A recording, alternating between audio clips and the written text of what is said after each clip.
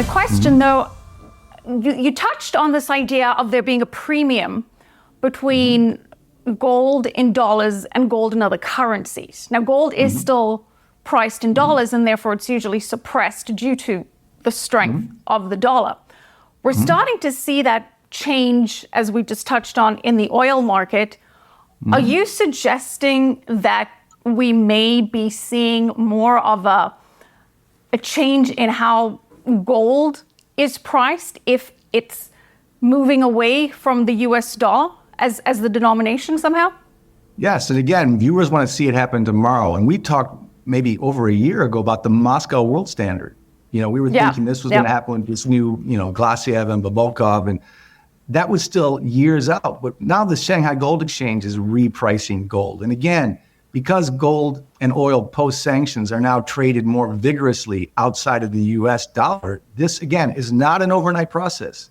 But it was a death by 1,000 cuts when Nixon went up the gold standard and neutered the US dollar. Compared to the US, compared to a milligram of gold, the US dollar, like all of the major currencies of the world since 1971, have lost 95 to 98% of their purchasing power compared to gold.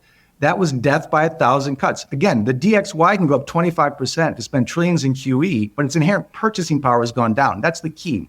$1 million 10 years ago doesn't buy what $1 million does a day, or $100 10 years ago, or $100 a day. That's death by 1,000 cuts. This move away from the dollar, whether it's on the SGE or on the Moscow World Standard, is now happening. They're repricing gold more fairly in the East than they are in London or New York. I'm not saying that you're not going to see COMEX and CTX abuse the open fraud, the open price fixing that goes on in the LBMA banks.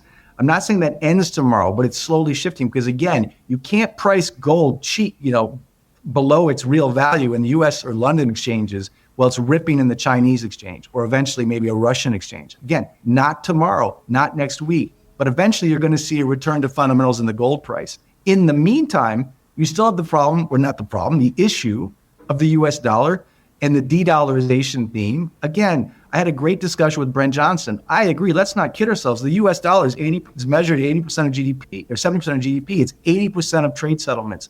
There is a massive straw sucking on the milkshake of need and demand for US dollars. It is the supreme currency. It's needed for the Eurodollar markets. It's needed for the derivative markets. It's still needed for the oil markets. I'm not saying the DXY goes to 70.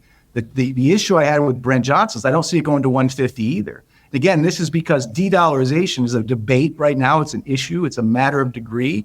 But, when you do see China buying oil from Russia and yuan, that's important. When you see 44 BRICS countries doing trade settlements outside US dollar, that's an issue. When you see Saudi Arabia doing more trade with Europe, with China than with Europe and the US, again, it's death by 1,000 cuts with the dollar's hegemony. Again, it took 50 years since the day I was born to see the dollar get so neutered compared to gold, because of that fiat death compared to gold, because of all the inflation and debasement of the currency over those decades. It's the same death by 1,000 cuts of the hegemony and supremacy of the US dollar, because the world is moving away from that US dollar. But the most important reason, I think, that the milkshake theory, for which I have a tremendous amount of respect and agree mostly with, that there's this huge global demand for the world reserve currency that's immense power. The DXY is not going to tank. The dollar is not going to disappear.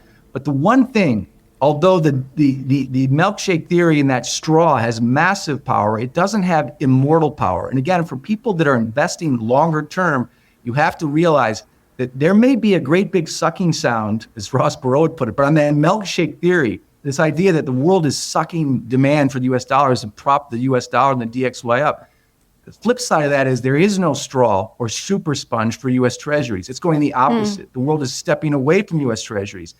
If America is printing out 20 trillion over the next 10 years in US treasuries and there's no buyers for it outside of the US or outside of the Fed, what's the world going to do to keep yields controlled, to keep yields from going too high for Uncle Sam to pay for?